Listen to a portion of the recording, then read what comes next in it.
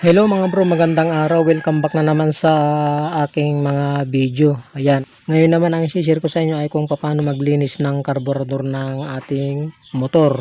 Ito ay Suzuki GD 110. Okay, bali ayan yung motor natin mga bro.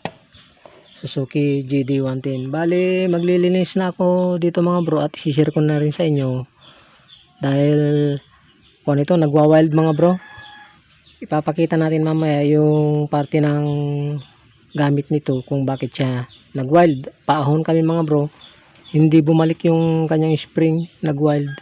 Tapos i-share ko na rin sa inyo, bubuksan natin tong carburetor na ito kung paano natin linisan. Okay, step by step mga bro, papakita natin kung alin yung kakalasin natin dito para ito sa mga newbie, baguhan sa paglilinis ng carburetor na diaphragm type. Okay, so simulan natin yung pagbabaklas natin. So ang unang gagawin natin dito mga bro, yan, sasara natin itong pinaka fuel cock natin. Ayan, tapos tanggalin natin itong supply ng gasolina, itong pinaka hose nya. Ayan, okay, so ang susunod ay itong pinaka choke nya, tatanggalin natin to. Okay, gamit tayo mga bro ng yung screw na heavy duty. Huwag yung mga patalboging mga screw dahil baka matalo dito sa mga pinaka screw nya, maharos yung pinaka screw natin. Ang susunod nating tatanggalin ay itong hose na ito. Yan. Yan, panoorin nyo lang mabuti mga bro sa mga hindi pa may kabisado nito. Ayan, tapos susunod natin itong pinaka choke nya. Tanggalin natin itong dalawang ito.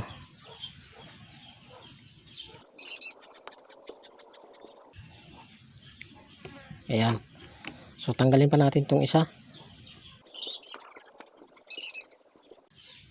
Ayan, okay, bali natanggalan natin mga bro itong pinaka choke nya. Kuhan lang natin dito, itabi lang natin dito. Ayan, so itabi rin natin itong pinaka screw nya, baka mawala. Lagyan natin sa isang lalagyan. Okay, ang susunod naman mga bro ay ito pinaka clip nya o clamp ng intake manifold natin, tapos dito sa may air cleaner. Luwagan natin mga bro yung dalawang pinaka screw nya. Yan, tapos luwagan pa natin tong kabila para matanggal natin yung carburetor natin. Ayan, so bago natin tatanggalin to mga bro, tatanggalin din natin sa kabila yung pinaka kable ng ating throttle o yung pinaka silinyador natin. Okay, punta tayo dun sa kabila. Okay mga bro, bali nandito na tayo sa kabilang side ng ating motor. Ayan, bali ang tatanggalin natin ito ay itong pinaka kable ng ating motor. Okay, so bali ganyan lang natin ito. Ayan, tapos tanggalin natin yung pinaka natin kable ng throttle natin. Ayan, okay, tapos luwagan natin mga bro yung pinaka nut dito gamit ang 10mm. Ayan, para matanggal natin tong pinaka kable natin o pinaka cable ng natin, hiritan natin.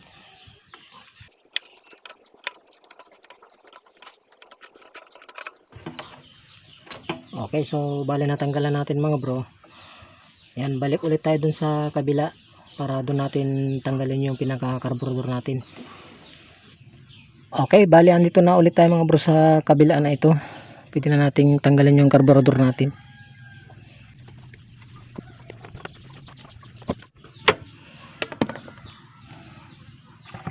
So, tanggalin natin itong pinaka cover.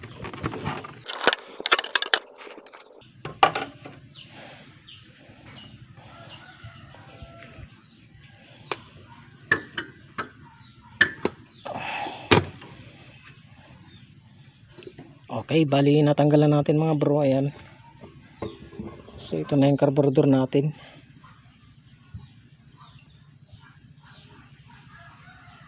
So, tanggalin muna natin itong pinaka drain hose nya.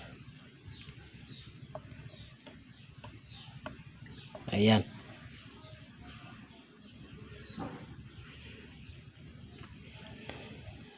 So ang mangyayari dito mga bro ay bago natin siya bubuksan ay lilinisan muna natin. Ayan. So bali ang panglinis natin dito mga bro ay yung gamit tayo ng powder. Mas maganda kasi kapag linisan muna natin lahat yung buong labas niya bago tayo maglinis sa loob para hindi halo-halo yung dumi pag nilagyan natin ng gasolina yung panglinis natin. Okay. So yan, lagyan natin ng tubig.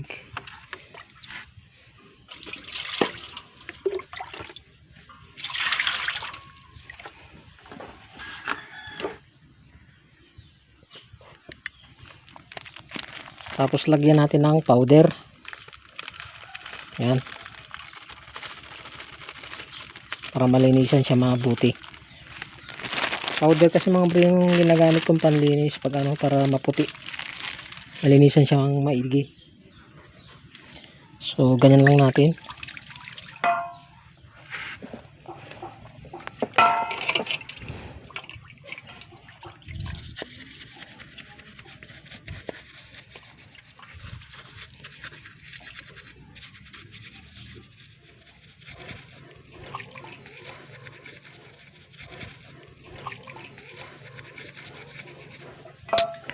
Okay, so bali medyo malinis na mga bro. Ang gagawin natin, babanlawan na natin.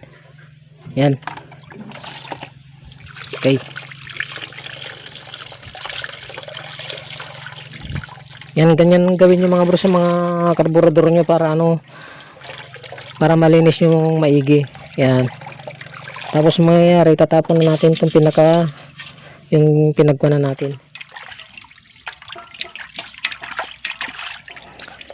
So ayan, malinis na mga bro. Oh. Malinis na mabuti. So mahirap buksan to mga bro kapag yung ordinaryong kan lang ginagamit, yung ordinaryong screw, dapat yung original. Kapag ordinaryong screw kasi mga bro, yung screwdriver o Phillips screw ay maharos tong pinaka kuan na ito, kuan ng screw natin. Kaya dapat yung gamitin natin yung original na screw. Okay. So buksan natin dahil nalinis na natin. Yan. So huwag kayong mag-alala mga bro, kahit binasahan nyo ng tubig na tabang, mamaya babanlawan natin ng gasolina para madaling matuyo. Okay. Okay, pirsahin lang natin mabuti mga bro para matanggal natin, kasi yung mga ganitong diaphragm type mahirap buksan pagka pipitsugin yung pinaka Phillips screw natin. Okay. So birahin natin. Ayan. So tirahin pa natin to. Ayan, talagang mahigpit. Grabe. Ayan, isa pa. Ayan. So nadali natin. So, tanggalin natin tong tubig natin mga bro. Ayan, so bali doon natin lalagay lahat yung mga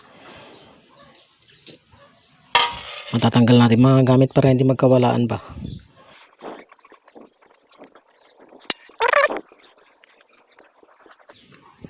Ayan.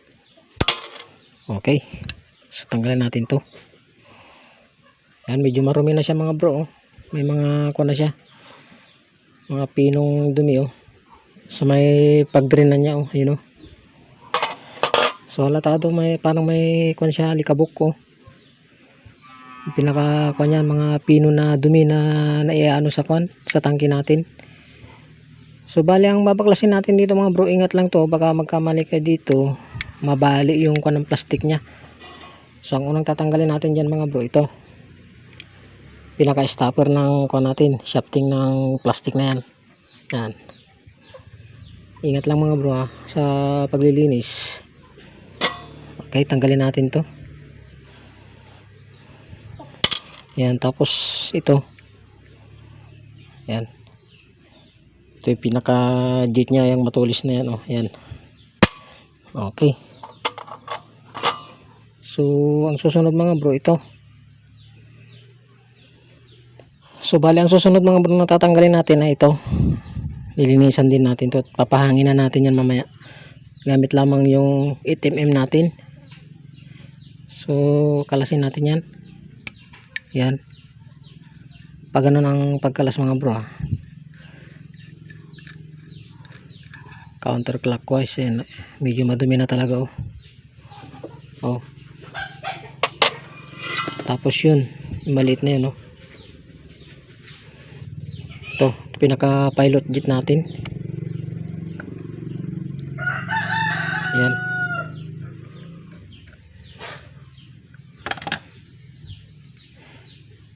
ito naman mga bro kailangan may butas ito. Pag sinilip nyo sa kalangitan o kalawakan, kailangan may masilip kayong maliit na butas dyan. Yan, okay, lagyan natin ng tubig. Mamaya pipinisin natin yan ng kwan. Pipinisin natin ng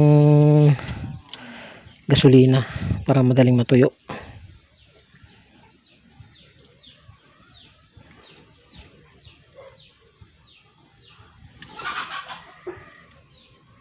Pero mas maganda ka siguro mga bro kung tatanggalin na natin to para may pagkita ko sa inyo. So subukan natin baklasin. Yan,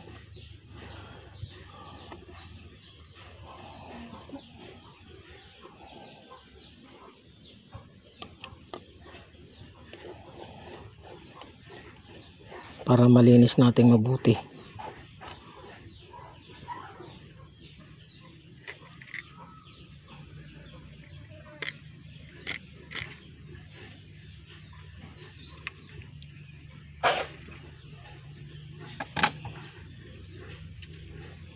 Ayan, okay. So bali ito yung pinaka spring nya, yung tumutulak dun sa pinaka piston nya na yun. Ito naman yung pinaka diaphragm nya mga bro. Yan, itong kan na ito, itim na ito. Pagka nabutas na ito ay mahirapan na rin yung motor ninyo. Ayan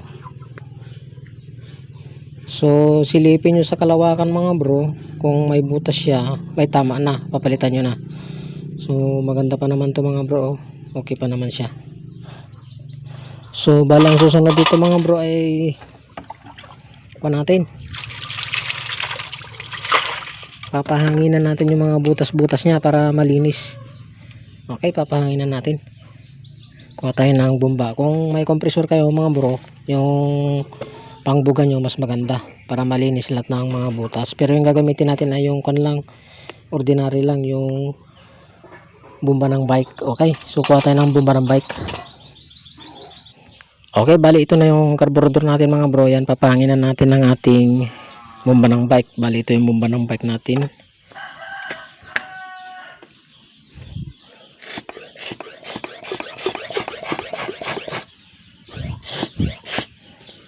Okay, pahanginan natin mga bro para matanggal yung mga kanya.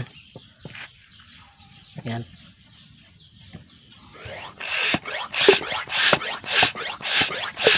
matanggal yung mga bara-bara ba.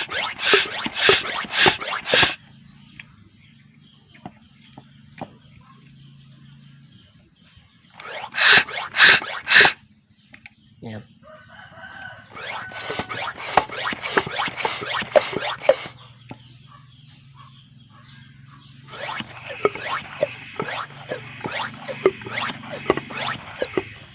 okay. So isunod naman natin yung dito sa may hangin nya, ito sa likod. Yan dalawa na yan. Okay, so pahanginan natin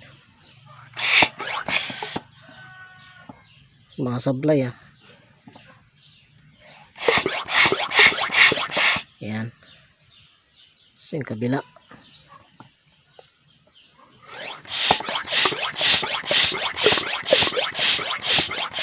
Okay, so napahanginan na natin mga bro. Ayan so ang mangyayari ay babalik na natin yung mga binaklas natin. Pero babanlawan muna natin mga bro ng gasolina. Okay.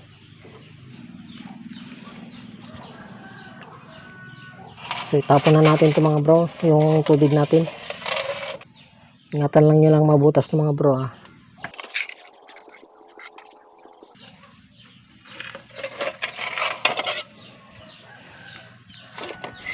So ayan mga bro, kuha lang tayo ng gasolina sa kuha natin, motor natin.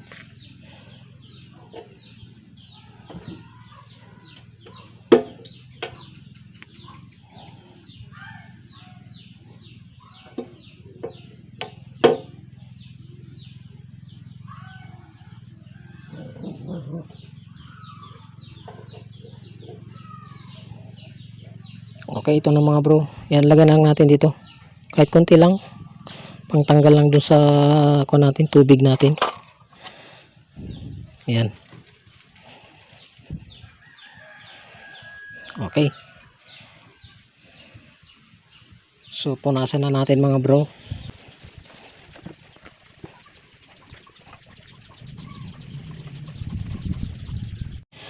Okay, bali ibalik na natin mga bro yung mga tinanggal natin. Ayan. Unahin natin to. Bali nalinis na rin natin itong pinaka-kunya na ito. Ayan, strainer. Oh.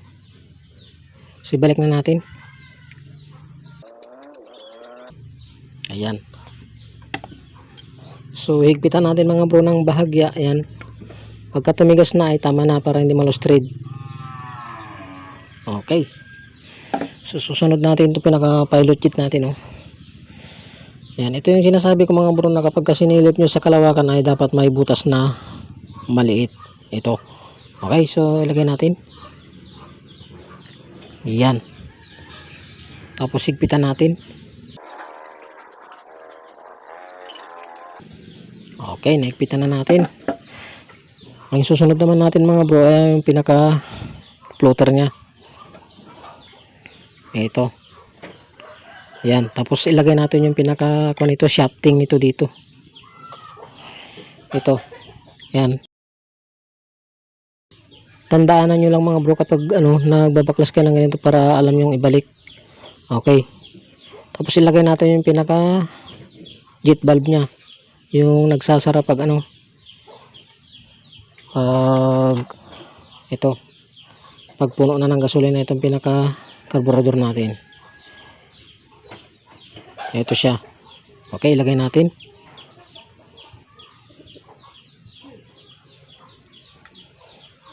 Okay, nailagay na natin. Shoot lang natin dun sa pinaka butas na yun. Ayan. Tapos kundi natin yung dapat may tama natin yung shafting natin. Tapos lagay natin yung pinaka lock nya na screw ito. Dito. Yan. Tapos sigpitan din natin.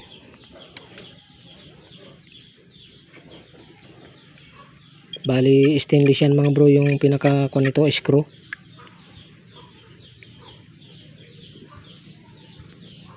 Ayan. So yan. So ito kasi mga bro ang trabaho ng floater na ito. Ayan, 'di ba nakaganyan. Pag napuno ng gasolina ito, tutulak niya ito. Magpo-float itong natin, naka-floater natin, float siyang ganun. Magsasara yung pinaka jet valve natin kaya haharangin niya ng gasolina pagka napuno na ito. Pag nabawasan na naman ito ng gasolina, yun, bubukas na naman yan, bababa na naman yan. Okay, so pwede na nating takpan mga bro, ganyan. Okay, yan. So ibalik na natin yung mga tatlong screw.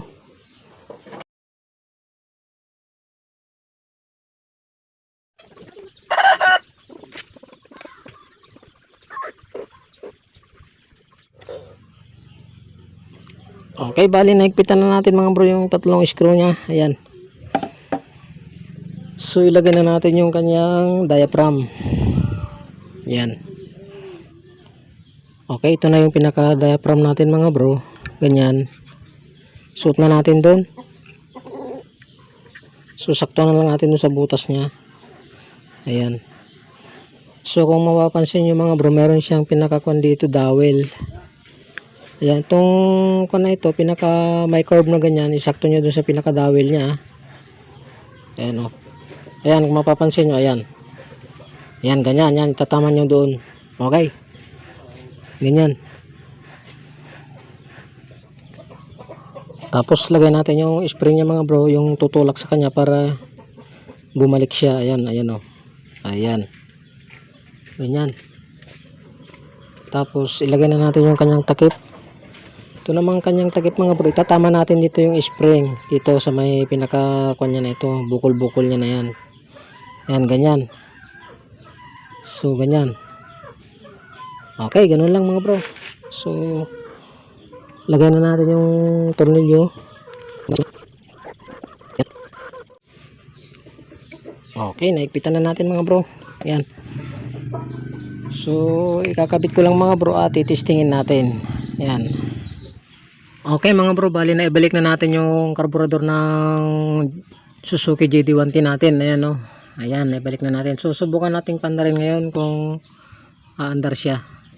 Okay, so papandarin natin mga bro.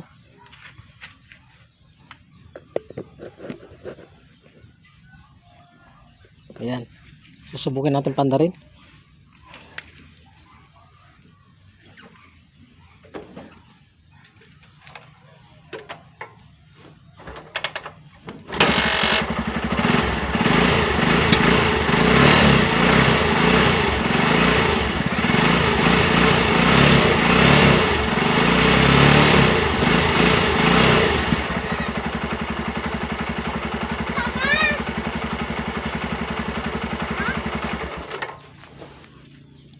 So ayos na mga bro. Ganun lang maglinis ng carburetor ng Suzuki JD110.